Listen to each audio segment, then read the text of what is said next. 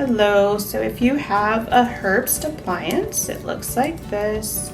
I'm going to show you how to titrate it, how to advance the lower one forward. So you should have a key that looks like this, right?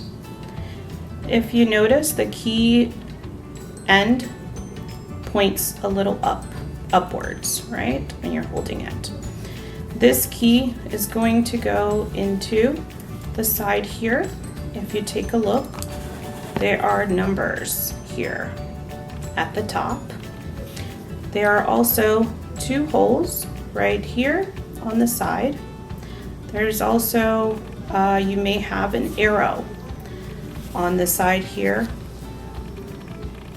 It's very hard to see on this one, but there should be an arrow pointing upwards. This is going to indicate what direction you are moving the key. So you are going to place the key on the lower hole there. It angles upwards. Sometimes you will hear a little click when you have the key in the bottom hole, and you're going to move the key upwards and pull out. Once again, you're going to put the key at the bottom and pull up. You're going to do this 10 times. 10 times moves it 1 millimeter each time.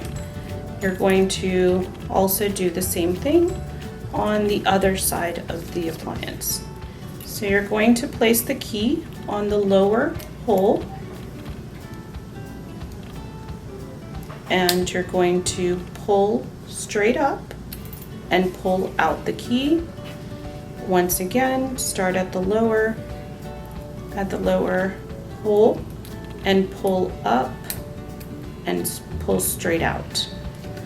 Do that 10 times. It's going to titrate it to advance it 1 millimeter forward.